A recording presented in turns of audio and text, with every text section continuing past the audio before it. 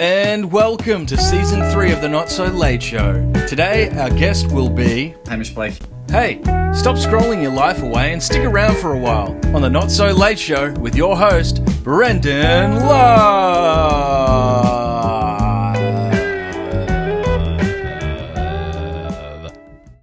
Oh, good afternoon. Welcome to the Not So Late Show, Season 3. Excited to be back, everyone. Hello, everyone tuning in. Kiri Wonders, Shannon Beavis, someone, I can't read them very good, but welcome everybody. Tash, someone, too many people joining in. Hello, very good. Let us know what you've been up to. It's been a while since we've checked in. The Not So Late Show had a couple of months off there. The old Not So Late Show host got a little bit lazy and, got sick of reading out Wikipedia introductions. So that's my jam. Hello, thank you for joining in, everybody. Let us know what you've been up to. Hello from Aptos. CA, Shell. Very good. Let us know what you've been up to the last couple of months. Obviously in Melbourne, things have been pretty quiet. So there's been lots of hobbies, making things and all that good stuff. So send us a comment. Let us know what you've been doing. Hello, Denmark. Thank you for tuning in. Germany. I don't even know what time it would be there, but I feel like it would be either quite late or quite early, so thank you for tuning in. Serbia, wow, that is impressive. All right, so we're going to check in. Hello, everybody. Some exciting news, everybody. While we've been away on break from the show, lots of things have been happening. One of which, very special Teskey merch coming out. Now that's backwards, but believe me, it says the Teskey Brothers the right way around. But look at these beautiful handmade mugs, handmade in Warrandyte, next door to me by our lovely friend and artist Jane Anwar, I think I pronounce it. I'm sure she'll let me know if I'm pronouncing it right. But these will be available very soon. There's all kinds of things. There's mugs and saucers and all kinds of stuff. And I'll even be giving this one away today on the show. So we'll figure out a way to give them away. Yes, very awesome mugs. There's plates, bowls, mugs, all kinds of stuff. This one was actually, I made this one myself. So I'll be giving this one away to someone. Anyway, the days of me doing lots of research have gone. And so now we do a new segment that I like to call Wikipedia Introduction for our guest. So, as you know, our guest this week is Hamish Blake, and Wikipedia tells me that Hamish Donald Blake is an Australian comedian, actor, and author from Melbourne, Victoria. Since 2003, he has worked with Andy Lee as part of the comedy duo Hamish and Andy. The pair have performed live and on television and radio, most notably their drive time radio program, Hamish and Andy. As a solo performer, Blake has appeared on various Australian television programs, including the Melbourne International Comedy Festival's televised 2008 Great Debate. Yeah, I feel like he's done a few more things since then, but look, I don't argue with what Wikipedia tells me. And has been a regular guest on Spicks and Specs, Rove, and Thank God You're Here. In 2012, Blake and Lee won a Logie Award for their television program, Hamish and Andy's Gap Year. Individually, Blake also won the Gold Logie for Most Popular Australian TV Personality. I feel like there could be a few more updated things on this wiki page. Somebody get on that. Anyway, let's add... Thanks, Hamish. Anyway, let's add Hamish in to the conversation here. Oh, jeez, this is always awkward. There we go. Staring at the screen, waiting for it to work. Wiki is always right. Yeah, well, that's what I say. Hey, how are you, man? Hey, mate, how you going? Very good. Real good. Actually, just I know we've got probably a bunch of Melbourne people. So this is how much I wanted to do this show. This is how much the show means to me. I was at Edinburgh Gardens 25 minutes ago, drinking a beer in the gardens with 9 of my friends under the strict 10-person policy, and I hammered at home. So I'm a bit drunk and flushed. Just flushed from like a really fast bike ride from North Fitzroy to Richmond. Yeah, well, I really appreciate it. I mean, you could have just done it from there, Bit of outdoor action would have been fine. I could have, but I think anyone that watches this stuff on Instagram Live, like, whenever someone doesn't have their camera still, it's a dog's breakfast. Yeah. I can handle watching someone on Instagram Live moving their camera around for about 25 seconds. So for the good of the show, I've made it back home to stick the camera against the wall. No, well, I mean, we certainly appreciate it, particularly on a day like this. I was sitting here going like, oh man, I feel like a jerk asking him to do it. Look at this weather, Oh man, I mean, I'm rapt to be here, man. I'm so happy to be here. But if you want to wrap it up early to get out there, I will not. I won't hold it against you, because now like that was my leave pass for the day. My wife took the kids out, so we'll hear them live, just like walking past the door here when they're home. And so I got no more shots to be outside today. But if you need to get outside, you should go. No, I've done, I've been up, I've been out, I've done my things. So, I spent hours, putting this up and, oh God. Yeah. I mean, What city have we got there in the background? Is it a mishmash of cities? Is it Melbourne? No, it's actually Jimmy Fallon's backdrop, which I just took a screenshot of and then superimposed my logo onto. That makes more sense. Yeah. I mean, Which I'm not even sure is real. I mean, I don't recognize that immediately as New York, but maybe it is New York. It is New York. It's just because it's such a thin slice. The Rockefeller thing is that way. Gotcha. But, So we're just seeing like, a few regular office towers from like marketing companies and a church that yeah. You get like half a spire and, just some generic backdrop. But I like it because it doesn't alienate anyone from the, it's a worldly show. So I've gone for like an Arctic snowstorm in the back. Oh yeah, someone's gone clean your teeth. Good call. That just proves I was at the park. I still had some black bean nachos in my. Yeah. Oh mate, you're having the time of your life. I was having a great day. Yeah. A little disappointed not to see. I'm used to seeing you doing these things in front of your color-coded bookshelf, which always impresses me. That is true. That's my wife's doing. Do you know what? I do get a lot of comments from people just going, "Wow, great bookshelf," and I agree. And I would never have done that. I just because it seems like it's a job that would take a really long time. It honestly took less than an hour to just pull all the books out, and then you just go, right, the top's going to be white, and it's just not that hard to find all the white books, and then the reds and the others. So if anyone out there is looking for like just simple ways to pretend that you're organized, color code your bookshelf. My wife is living proof that it's impressive. It looks impressive. I wonder how I mean, we've come a long way since the Dewey Decimal System, but I wonder if color coding actually is like, how quick is that to find a book? You know what I mean? Because the titles aren't. It's actually a lot simpler, because when you think about a book you like, you generally recommend. Well, so you generally remember like the color of the cover, and it's surprisingly fun. I think actually it's the next level past the Dewey Decimal System. I dream of a library where you can go and look up, some famous, like a book by Tolstoy, and it just says red spine, blue writing. Good luck. Yeah. It's in the green section. A lot of gardening books, but you'll find it there somewhere. Do you remember that? Like, I mean, I know what the Dewey Decimal System is, but I don't remember how it works. Do you remember how it works? I'm pretty sure I do. I'm embarrassed to say that I do. So here's this is great. I wasn't expecting to do this, but I love this is where this has gone. I remember, so here's the way it basically works. So it's like, it goes by last name. It goes by last name first. So like you'd be LOV, right? But then within that, there's like, obviously there could, like Jennifer Love Hewitt, like just other authors under the LOV system.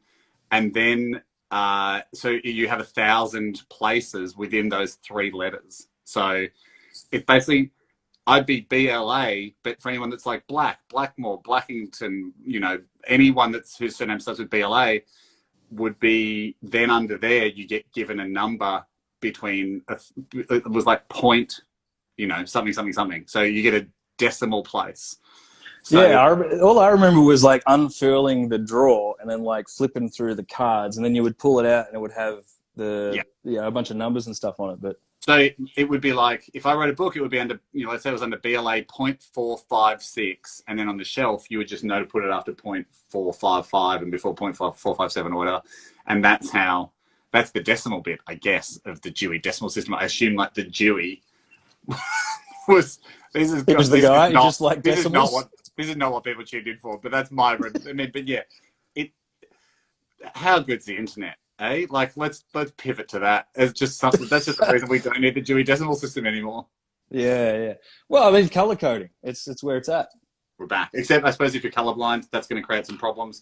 But we just have written in big letters like, "This is the green section," and like, "This is the blue," and then we're safe. Yeah. I mean, really should move away from this topic, but now that we're on it, it's just, like I'm on a roll. Like the other day, I got a bunch of plastic tubs, and like it was a real Andy thing to do actually. But I put a bunch of stuff in it, and I like made a label of like itemized what was in the plastic tub, and then that's really handy. Yeah, Andy. When I stayed at Andy's his other house, his beach house, it's been nice. I noticed he has he's like in his cupboard, it's like all this labeled stuff about like just this is plugs and cables and stuff, and then he even has labeled a tub for odds and ends, and I was like a miscellaneous tub. Yeah, just like you don't need to label odds and ends. That's the default of every tub. If there's a tub without label on it, that's odds and ends. Like that's what tubs are for. You don't need to say it's like labeling it tub. Just calm down on the labeling. We bought one of those like Brother P-Touch things years ago, like the label make, like the Dynamo label maker, whatever. Yeah. And I played around with it so much, just like labeling like my head and like just doing joke labels around the house. Before my wife got home the day that she bought it, and then she needed to label some stuff for work, and we'd run out of the tape, and I got in a lot of trouble. And it's one of those things where you like never bother to reorder the tape. So we've still got that thing floating around somewhere, and it never got retaped. Just burned through that tape. Pretty cavalier. Must be nice. Yeah, those were the days, man. Back in doing drive radio, we could just burn through tape. You wouldn't even think about it. Like you knew you were still going to be able to afford noodles that night. There's man, I really got to get away from this topic, but like you also like, so when you go to the effort to finally go, all right, I'm going to get organized, I'm going to get some tubs, I'm going to make some labels, going to put some stuff in it. No matter what I've done, I can't get away from the one kitchen drawer that's opposite the cutlery drawer, and that's a free for all. I cannot get it any more organized than it is. I mean, I'm impressed that you've got it. Even I mean, I go through spurts of like going, well, what if I was organized? And I have a little go at during lockdown. I had one afternoon where I had a go at being organized, and I found we were using like I don't know where we got it from, some like old Tupperware, like it's just a tub that I think you're meant to put in garages to like keep drill bits in and stuff. It was like, let's say 10 sections in just a plastic tub. And the kids had been using it for Lego, but of course, like there's no organization for a 6-year-old's Lego. It's just junk. And then I was like, I'm just tip that all back out into the Lego box. And I'm going to use this thing to like in the garage, we just have like a little bench place that's just full of shit. I was like, I'm going to use this to clean up that space. And then when you're presented with 10 categories, you have to start thinking, okay, so like what's a good way to group the stuff that's on the bench? So we have now 10 like groups of things. And I put some cables in one, then I was like, oh, there's like one loose AAA battery, I'll put that in another one. There's like half a strip of Panadol, I'll put that in that one. Then I was like, oh, there's like some old iPhone, like broken white iPhone headphones, I'll put that in a different. And then in the end, you're just putting junk like in every container. Like that's the reality for cleaning up. I think that's why you have drawers. Like just jam it full of shit and close it, and then you'll find it later. Yeah. It always gets that sort of 9/10 of the way finished, and then there's the stuff that you're looking at. You're going, I've got no spot for this. I do not know where to put this stuff. And then you just go, the inevitable, shove it in that drawer, and that becomes the new drawer. And then that slowly starts. What did you get the tubs for in the first place? Well, just to organize, because I'm loving how polarizing this is. People are like, there's a lot of finding this very interesting, and there's also a lot of what the hell are you guys on about? But you know what? Just go watch someone else's stream. It's just what do people think Instagram Live is? This is what Instagram Live is. This is people talking about tubs. Yeah. What do you think we came here to talk about the new Lego Master series? You're greatly mistaken. I mean, I can if you want, but we have actually started shooting it, but we only shot like one episode. So at the moment, there's not tons to talk about. Yeah, right. Well, yeah, you've got your show to spruik that. Come on. No, we'll get there. What was I saying? Oh, because I got sick of I'd sit around and I go, oh, I really want to make, I'm making picture frames at the moment out of timber picture frames. And I was like, all right, I need a set square and I need a bunch of stuff. And there's nothing worse than when you get really excited and you're like, all right, I'm going to do this. And then you go and it's like, all right, where's the combination square? Where's the drop saw place? Whoa, did you just say combination square? What is that? It's like a little square thing that you can use to get the angles on stuff. This guy, you mean you can frame? Brendan, this is you're not mucking around. You're really making picture frames, aren't you? Well, I had a picture frame the other week. Now it's doing time upstate. But I mean, honestly, what are you framing? How big are you framing? Oh, they're 20. Well, they're 250 by 250 square box frames. Yeah, I could get them, but it's not that interesting. Get one. Let's show us your frames. Nah, come on. Come on. Nah, stop it. You're embarrassing me. No, it's for a friend's project. They need some frames, but we're struggling to find ones to fit the specific requirements. And so I was like, you know what? I'll just do it. I've got some recycled timber. And, wham, bam, thank you, ma'am. But so that's what spurred on a bit of the all right, I want to put my screwdrivers and shifters in this one. And then we're going to have the, textile tub. I'm impressed. I'm just impressed with anyone that can build and make things and follow through with it. Because I mean, I've certainly got the gear before. But to make make a frame is. I get huge respect. Yeah, well, I think it's that kind of thing. You get to an age where you're just like, I can do that. How old are you? 33. Okay, fair enough. Yeah. No, but you know what I mean? It's actually like you with the cakes. It's just that's just drunkenness and overconfidence. That's not any level of skill. I mean, I've got one frame here that I made. It's not great, but I could show it to you if you want, but it's I've had one go at picture framing and, it was okay. It's within reach if you want to see it. Yeah, come on. All right. Is it macaroni or? No, I could get the wood right, and then I was trying to kind of carve it and get, kind of an old, an antique gold effect happening. Yeah.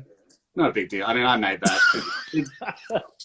Yeah, it's good. I just sort of started carving this pattern, and then I just sort of started repeating it and chiseling away. And this was sort of done out of mahogany, so it was a very hard wood to chisel. And look, it's not perfect. You can see I kind of missed a few bits and pieces here and there, but yeah. But I mean, that's what it's about, isn't it? It's got and this was just driftwood. This is just driftwood I found on the beach. Drift mahogany, sort of just loose beach mahogany. So I was sort of quite proud of it in the end. And then it's real gold that I stole from Andy's house and smelted down. I stole one of his toilets. Yeah, okay. Because he's not going to notice. And then I just sort of brushed real gold on there. Yeah, gee, well, I should have hit you up when I was doing this. Oh, man. Like I said, just everyone's framing journey is their own. So it's not for me to guide you in any way. Yeah. I don't have any framing puns coming to mind, but I'm sure people will, comment them down there. That's not what we're famous for, man. Hey, that's why he makes the big bucks. Speaking of Andy, I feel like you'll enjoy this, and you may be able to just use it against him. I've seen Andy at a few of our gigs, right?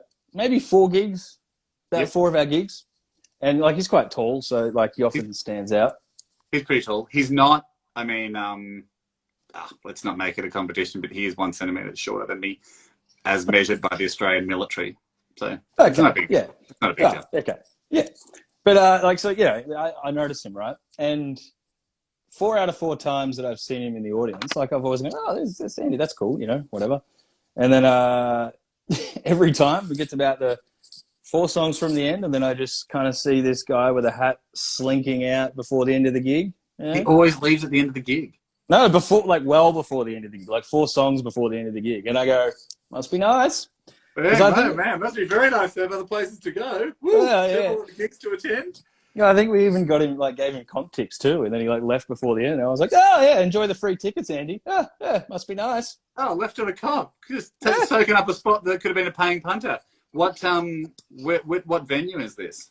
It's a few times. We did a gig at the Gas O a while ago, and he was there. I think with his partner at the time. I don't know. I can't remember. But have you seen Ando's band play? Because his brothers. I mean, he, depending on who he's talking to, he'll say it's either his band or his brother's band. I mean, it is his brother's band. Yeah.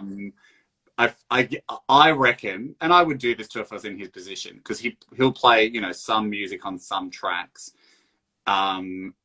If there's no chance, if he's sort of like done the mental calculations and there's no chance that the person he's talking to would come to a gig, he'll just go, it's my band.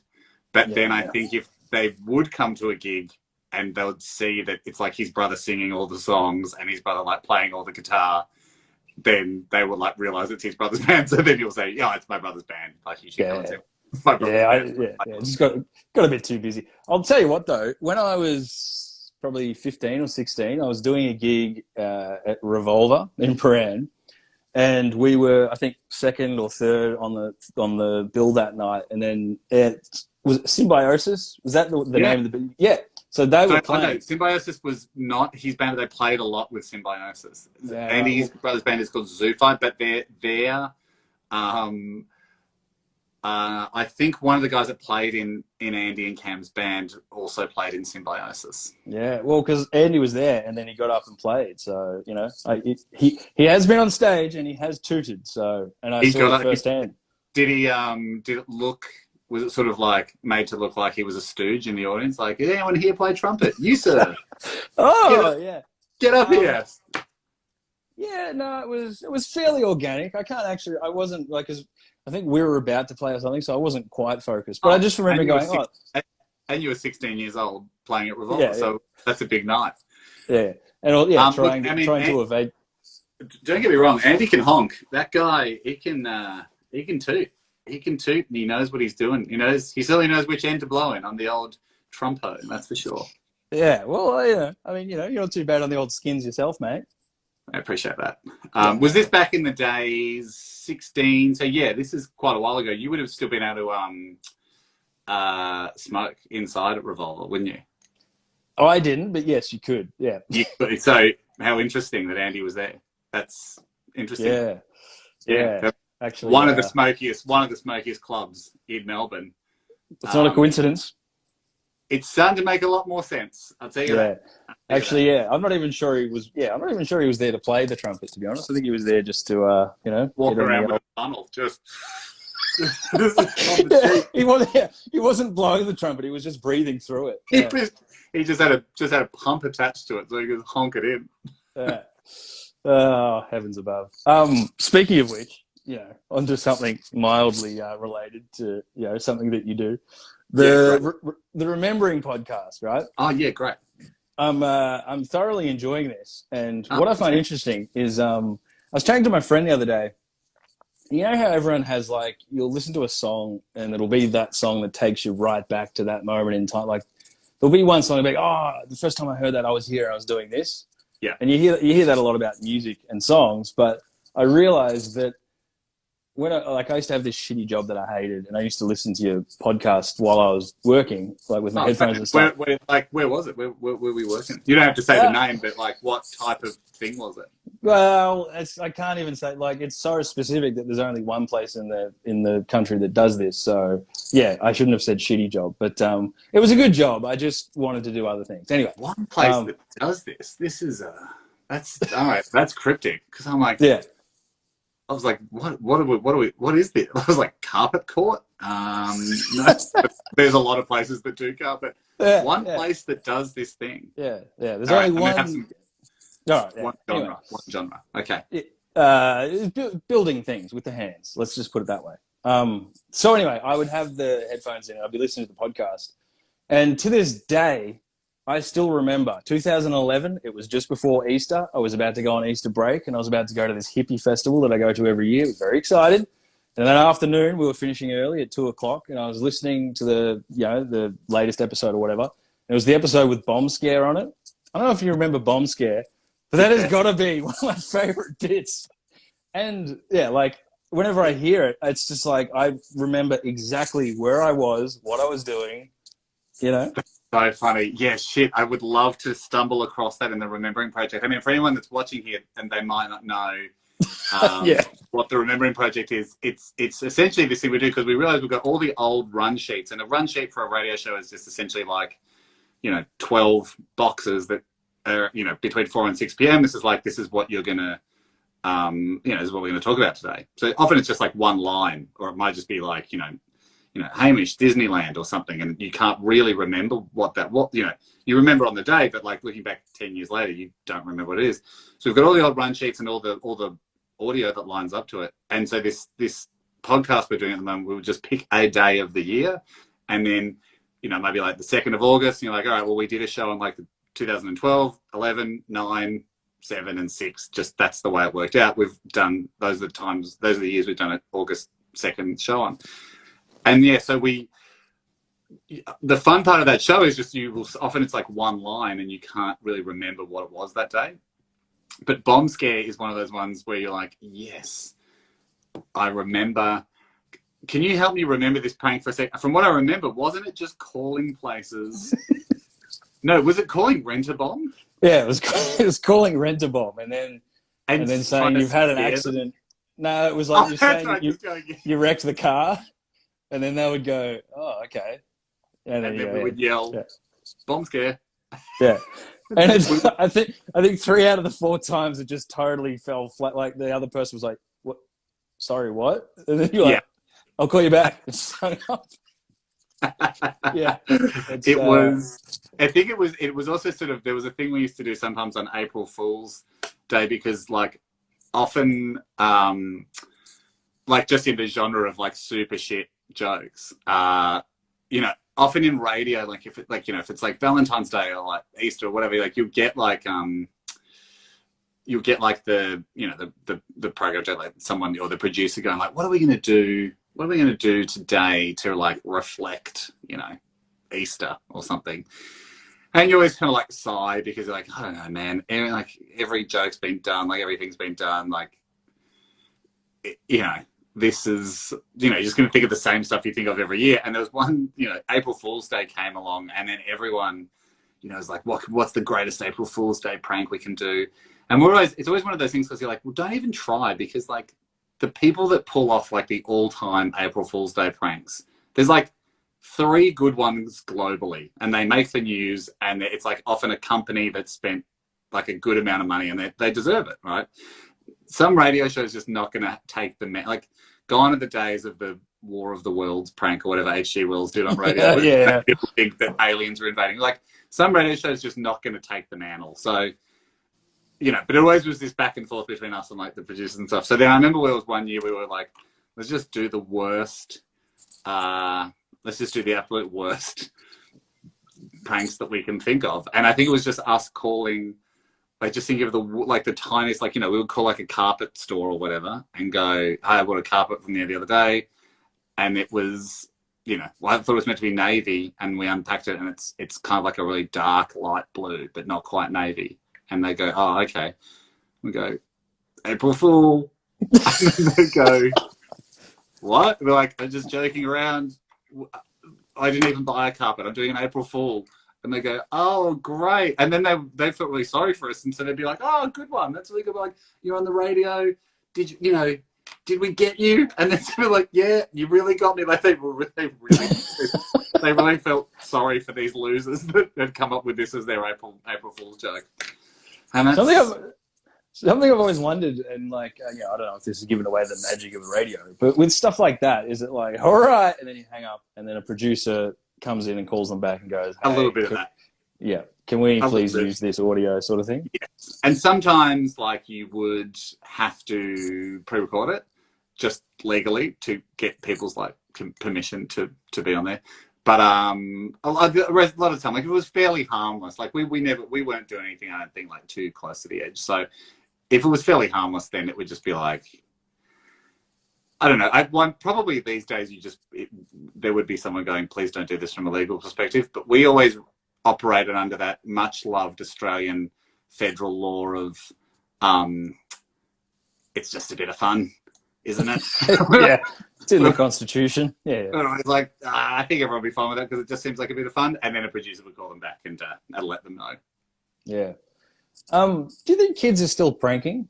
I was thinking about this the other day because that was our favorite pastime when we were younger. Great question, man. Yeah, I don't like just with iPhones and everyone's got the number in there now. Like, do you think it's happening as much as it used to? No, I mean, I think because you got to remember, like, for us, the prank, when we were kids, like, the prank call was just this, like, one of the only things that you were aware of where you could, like, pretend where someone was falling for something. But now now that you can just, like, get lost on YouTube, or now that phones are around and there's a visual element to it as well. Like, when we were little, the prank call was the only medium available to you to trick someone, and to fuck around with someone, really.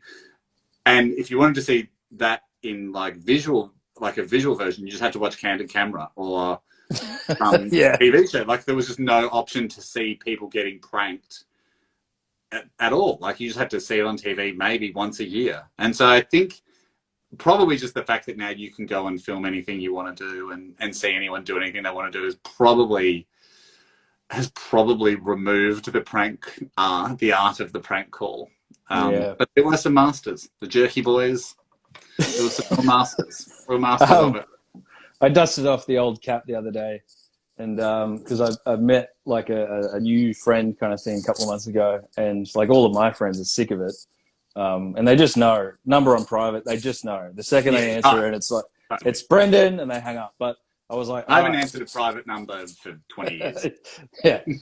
So I met this person, and I was like, all right, private number, and like just dust off the old cap, and boy, just what fun, What fun. What'd you go for? It's a bit inappropriate to look. Okay. That's good.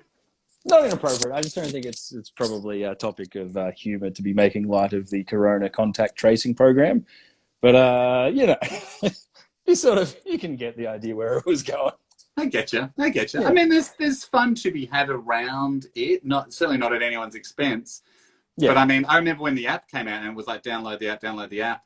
And this is early days of download the app. We could still see people. And I remember telling my friend, I was meeting up with a friend of mine, Dan, and I was like saying to her, yeah, you got to get the app. I said, it's amazing. Like, you can just tell if you're close to someone that's been like exposed.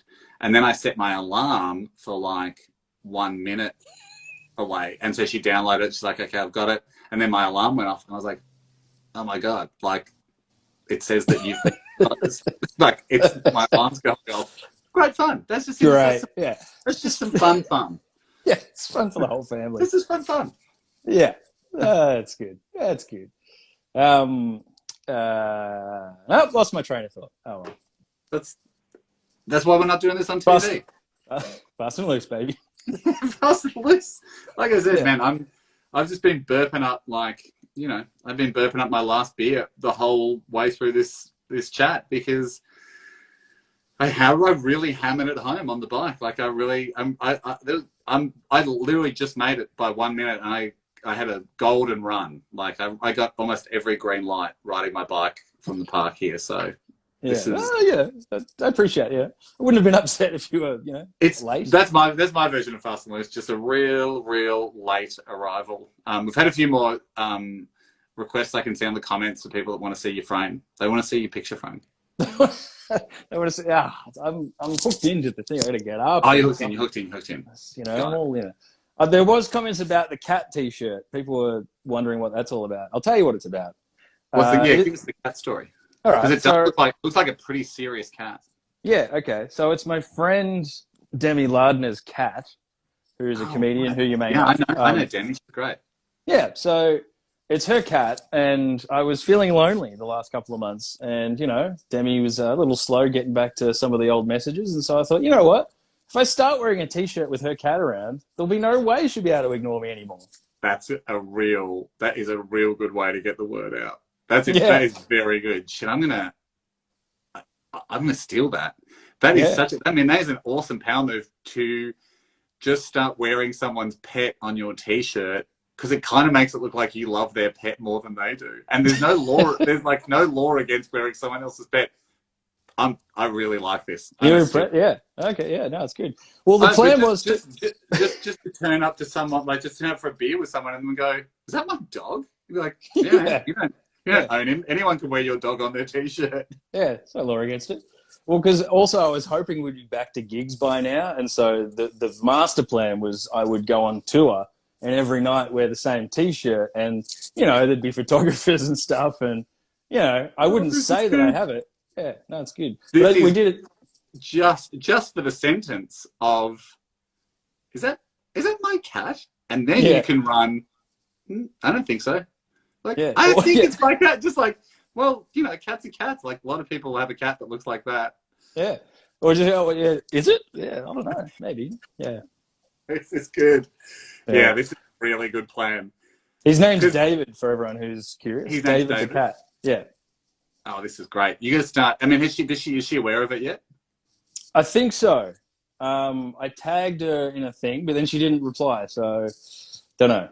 This is great, man. I mean, you got to start giving away these T-shirts, like at gigs. So ideally, like merch. The perfect storm here would be, she's not responding. You're giving away cat T-shirts at gigs, and you're encouraging people. It's like $5 off the ticket if you wear the cat T-shirt. Becomes a thing. Then finally she comes to a gig. She'll be like, "Look, man, it's been so long. Come on, like, come to the gig. I really want you to come." And then she turns up, and everyone's wearing her cat on their T-shirt. Like, that would be the dream. Yeah. I mean, I think another couple of months of loneliness, we may start consider to put these into production, but we'll just see how this goes. I did a TV show the other day, which hasn't aired, but when it does, I'll be wearing this. So, sorry. Now, all I'm thinking about is just other ways you can mess with people using their pet's face, because it just feels like this is like a wonderful avenue to just start. Like, is this too? I mean, what if you started like just making up posters with David on them, and it was like a not missing, like just a not missing. You just put it around the neighborhood just to let people know that David's not missing. I like it. I really like it. Just put not really small, so like not missing, like not missing cat, and then in brackets underneath, like, he's at home with Demi Lardner, and then just a big photo of David. It's particularly good too, because she lives in Sydney and I'm in Melbourne, so it's like, it's that one step removed sort of thing. Oh yeah, do you know what you should do? Just go, "Have you seen this cat?" Then like giant photo of the cat. Then underneath, "Doubt it, he lives in Sydney." Something like that. Yeah. Yeah, no, I like it. It actually, and then just be like, "This is so weird," and like, look what someone's putting up around the neighborhood. Yeah. Have you seen this? Yeah. It reminds me of now that we talk about it, reminds me when I was younger, I used to go to parties, and this is a bit of a shithead thing to do, but when you're young, you do this kind of thing. But I used to take people's family photos in the frame and take it from the party, and then wait to the next party and put that family photo in the next family home, with their portraits, and take one. And I would have this sort of system where I would take a family portrait and put the family portrait of the last party I took in there. Just because so it's just like just a paying it forward of family photos. Yeah, I just like the idea of people sitting around like maybe 2 or 3 years later or whatever, just watching TV, and then be like, "Who is that on top of the piano? That's not our family." Yeah. That's really good. I mean, because you've got framing skills. I mean, I know people are kind of coming into the stream, dropping out and stuff, but the first, like, quite a chunk was dedicated to picture framing and tub chat. But because you've got framing skills, you could nowadays, as a grown man, like pre-frame you as like, because here's this frame that I made myself. This picture. Can I take you through this picture? Yeah. What it actually is. See how it looks like an old timey picture? Yeah. Like Oh, it looks like it's from the 1800s. That's me, with a fake beard on, and that's my buddy Hayden, and that's Ryan Shelton, and that's my other buddy John. We went gold panning in New Zealand, like for like a few nights, like years ago. Like we went on a trip where we was like camping, but we were near a river that you could like just originally, you know, they used to be able to pan in the 1800s for gold. So we tried to pan for gold, but we didn't find any. But we were like, let's take a photo like we're miners from the 1800s. And then we all have this photo. We all have that in our house. I've got it here on my desk. But you should just make a photo of yourself, like put yourself like in a military uniform or like an old suit in like an oval photo and sepia it up and then just take it with you to people's houses and pop it on, because everyone has that photo in their house of like the you know, we've got like the great uncle from Italy or whatever, and you know, no one's messing with that photo. Make your own. Yeah. Put it in. Yeah. Yeah, I mean, I think this has got H&A potential to get some of the good listeners involved and implant themselves in other people's houses with their own. I feel like we should start a movement where you create a photo of yourself that looks like it's from the early 1900s. Put it usually a small frame, like with the oval, because that seemed to, you know, like it seemed there was a while there that if you had a photo taken of yourself in the 1920s, you should always have it in an oval. It was always an odd shape, wasn't it? Always an oval. Yeah. And then just when you go to someone's house, like to hang out or whatever, just slip it in the mantelpiece. See how long you can hang in there for. Yeah. I don't mind this. Yeah. Like I don't mind sepia bombing someone's photo shelf. Yeah. You gotta be tactical about it, but in the right circumstances, I think. And I reckon you could get a good couple of years too, because how often do people look at these things? You know? Yeah, I want to start off doing my mum photo. I should just clarify that. I'm going to start doing my mum's photo shelf. You can only blame yourself, eh? No one will expect that. But she's got a bunch of those, and I'd like to like get the photo on there pre-Christmas, like months out. I might actually do it real soon, and then on Christmas Day, just drop a bit of who's this guy? Classic. Yeah, classic. Speaking of the picture that you framed of Ryan Shelton and your friends, for our first album, where we live in Warrandyte, which is, I don't know if you know where it is, but it's a little bit sort of out of the city. Love it. Yeah, so we all grew up here, and so, you know, it's a big part of our story, whatever, blah, blah, blah. We all still live here. And down along the main sort of walking thing, they've got all these old pictures from the gold rush era. And some of them are amazing, and we had the idea of, like, why don't we replicate that, like, frame, like, perfectly, but just put us in it, and that will be the front cover. It didn't happen, but, it would have been good. It's a great look, man. It's a great look, because it looks like a photo that you would see at a grandma's house or a parent's house. Yeah. When you have it up, like being out, like people our age don't generally have those photos. Like it does seem like our parents' houses have those photos, but like I don't have ye olde photos. So it's still got that fun element of like just having a weird grandma photo in your house before you look closer and go, I think that's John in a fake beard with his pants pulled up, and then you realise what's going on. Yeah. And then everyone has a chuckle and goes, "Oh, Hamish, you're such a card, aren't you?" Sepia bombing. The classic. Yeah, but on the prank thing too, I was thinking like, ever since Bart Simpson put the can of beer in the paint shaker, you can't top that. So it's amazing. But that's where, like, honestly, because I was like 9, I think, when The Simpsons came out, or 10. Like that was hugely formative. Like. We honestly thought there was nothing more incredible than Bart Simpson calling Moe's Tavern and asking for it.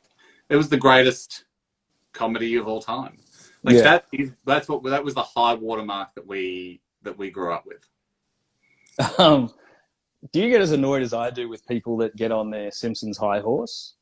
and be like, "Oh, it's just a cartoon," and I'm always like, "It's so much more than just a cartoon." Like, there's people that haven't really watched it; they just kind of go, "Oh, it's a stupid cartoon," and it's just like there's so many cultural and literary and sort of there's so much condensed into these old episodes, and it really when you think about like we were talking about this the other day, like I learned a lot of my, you actually learn a lot of your like cultural references. I've got a book. I might even have it. I don't think I've got it in that bookshelf there, but it's a book about mathematics from The Simpsons, because a lot of the writers were like Harvard maths guys, and so so it was like it's like a thing that I reckon you just sort of go, oh, I actually bizarrely know.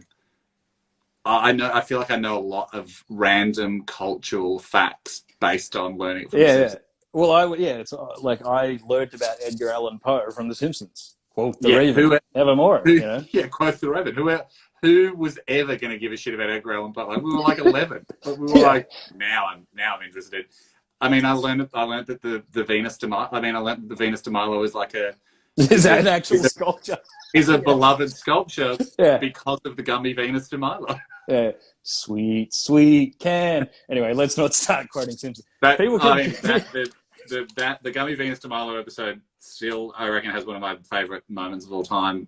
Where, just as a kid again, I was probably like 12 or 13, and you're just like, I can't believe that someone's come up with this, that like such a good joke. Where Homer's like, he's getting like, the news camping outside, and he's like feeling the pressure of being caught out, being called a sexual harasser, and it was like, I need to get out of this, I need some help, and he like falls to his knees and he's like, help me God, and the phone rings, and he leans up and he answers the phone. Hello Homer, this is God, Free Jones from TV's Rock Bottom. Yeah, man, there's some good stuff in that episode. This just in, Homer sleeps in hyperbaric chamber, thinks gives him sexual powers. And I think that's the episode where it was like, I keep telling you, we just grow corn here. And where are the hookers? Round bag.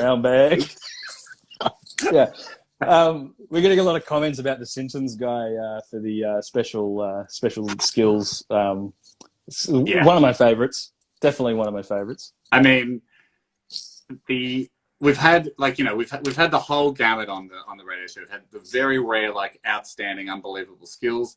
We've had people flame out, but really, and we've had a chunk in the middle who are kind of okay, and just, I think I love the special skills on the podcast so much, because it's like, I often just love the topic that someone's gone, no, I think that is the thing that I'm great at. Sometimes it just happened once, and you maybe remember romantically that you have a skill, but you really just had a fluke. And there's a bunch in that middle zone, but I still love having them on the show, because it's just, I just think sometimes what people have picked is hilarious. But the Simpsons guy was special, because I think it was just that moment where we were like, just say any line that's ever appeared in The Simpsons. It's just... And even then, where we would have accepted, honestly, any English word, even then, frozen at the 3-point line, just couldn't get the pass away. It's the silence is just like, it's just delicious. What makes it? Do you think there's an element? It was like a, you don't even have to. We're not even asking you to kick a penalty goal here. Just kick it. Just anywhere. Just make contact with the ball, and we'll give you a goal. And he still refused to kick. Do you think there's an element maybe of like, I don't know, like maybe people get like, it's like, oh, I'm on the show, they get nervous, or is it just they just didn't have the skill? Man, absolutely. I would have done it. Like, easy for us to say because we're in the studio all the time. But it's. I definitely. Hopefully people don't get too overwhelmed, because we ultimately, even the Simpsons guy, we love. Anyone that comes on the show, you just will automatically love you forever for being part of the show. So you're safe in that regard. But I'm sure it can be overwhelming just going, especially if you get the first few wrong, you're like, because you're in now. Like, the Simpsons guy really changed the game too, because before the Simpsons guy, we had people being like really kind of like a lot of bravado about their skill. And I think the Simpsons guy just ended up getting so roasted. That no one falls into the trap, or much fewer people fall into the trap now of just like ferocious bravado of going, throw anything at me, I'll smash it. Throw whatever you got. Now people are like, I'm okay. Like, I don't want to be a Simpsons guy, so just let me. Everyone just wants to get one on the board. Yeah. The guy, the book guy as well, opening the book to any page. That was another one of my favorites as well. Just really good. Yeah. And me and Andy, like before anyone's special skill on the podcast, we get so like we believe that we're like, you know, you get excited and you're like, oh, this could be like a real superhero we're about to talk to, and you get so like you're like this could go down. What's about to happen could be the greatest thing we've ever seen, and we always kind of feel that energy and that excitement. And then when they're like, this person could just, you know, we could say page 250. And they get it right on every time. And so you have that moment, and then like the first one might be a bit off, and then like the second one could be like way off. Yeah. And then you have that slow realization that this is not Wolverine. This is just a guy with forks, sticky tape to the back of his hands. And we're not in the presence of an X-Man. Yeah. I did notice there was, you know, like maybe the first couple of weeks, there was a lot of, you know, flying people into the studio, and then subsequent weeks were like, maybe we'll just do this over the phone. Well, we've saved, you know, we've saved a fortune this year by not being able to fly people into the studio. So I sense that once we can again, like once Melbourne's borders are open again and people can fly, I feel like there could be a real bonanza. People just be getting flown in for the shittiest of skills because we miss having people in the studio. Yeah. I was going to ask, just probably have to wrap it up soon here. We only get an hour. Oh, that's true. Yeah, live. I was going to ask you about your most recent impulse purchase from the club, or just you know, in your personal life. We've like Impulse Club is going strong. I mean, I've made a few. There was a towel, like the sand resisting towel that we were looking into. Yeah. I got stung by another towel the other day. This is just a private Impulse Club moment for myself. It's sand resisting. I mean, I don't live near the beach and I don't go to the beach a lot, but it's sand resisting and it rolls up to the size of a burrito, and that kind of got me, like just the burrito size. It's very convenient.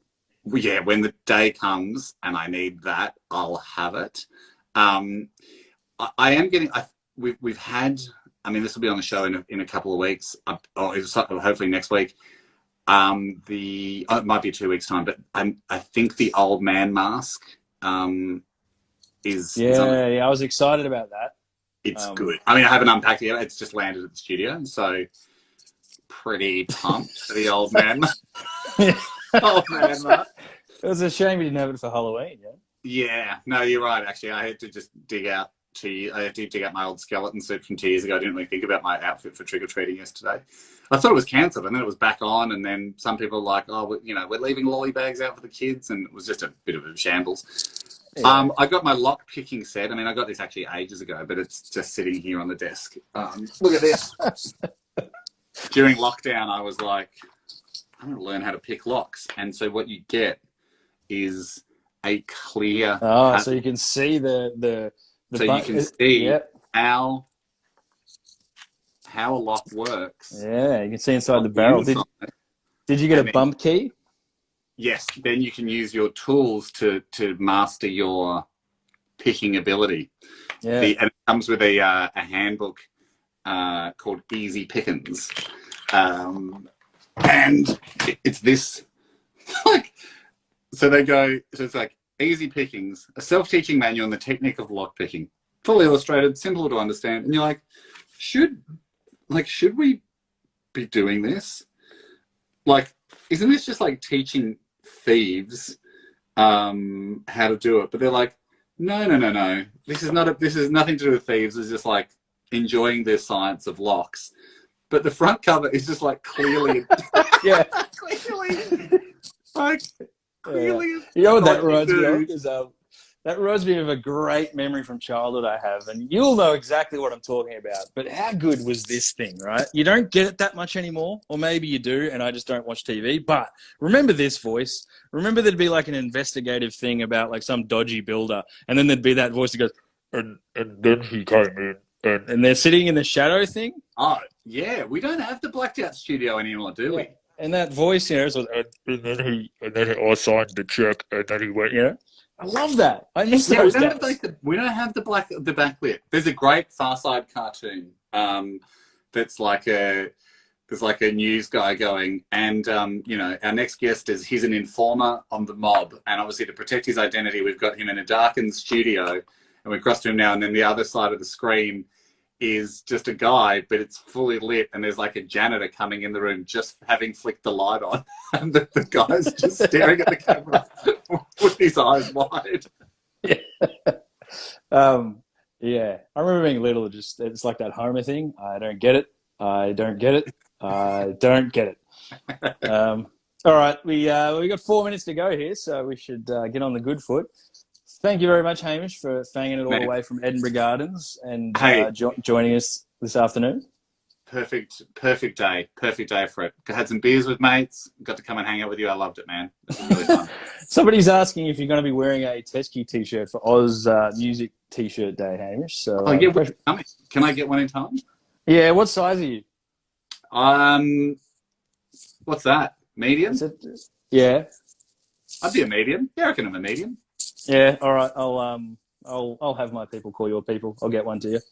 Love it. I mean, I know I'm going to customize. Can you send me the JPEG of Demi's cat just so I can have like the proper Teskey, but then like down the bottom of the hem, I just want half the cat there looking over the bottom of the T-shirt. Yeah. Maybe I'll just try and bring this up in the next meeting. It's just like, all right, merch from now on. Teskey T-shirt with a cat like on the sleeve or something. Tiny Davids just appearing all over the T-shirt. Yeah. I said I was going to give away this mug, so I don't know, Hamish. What do we do? We reminiscent of a shoehorn blitz. What can we do to? Man, I reckon it's just the first person that. It's a really nice mug. Let's get whoever puts the first mug emoji on gets it. All right. And then, first mug emoji that you have to live in Australia. You got to live in Australia, but it's also super hard to follow the comments, isn't it? So you got to do the mug emoji, take a screenshot of it at their end, and then they've got to send you the screenshot to like show you that they were the first. Yeah. Okay. Well, let's just watch actually, and then we'll know. I've seen a lot of people saying mine, but no, there we go, Sarah. Oh. Sarah Rogalski. Susie Rogalski, she got it. Got the mug. Send us a DM after this, and actually, I can see that going south. Everyone will be like, "Oh, I got it." No, I'll remember. I'll get the mug out to you. It was Susie. Yeah. Hey, Rosie Timmins, I love you, babe, but that is very late. Yeah. Oh, very good. All right, I'll have my people get one of these out to you too. Awesome, man. Hey, thanks, bro. No, thank you very much. And I look forward to when me and all the rest of the fans can come and watch a full gig, and we can cheer Andy out 4 songs before the end. Yeah. All right. One of my favorite power moves is the one where just when the band starts, one more song. One more song. Yeah. I give you full permission if you're ever at our gig, just go for it. I will do, man. Very good. Super fun. All right. Thanks everyone. See you next week. Cheers.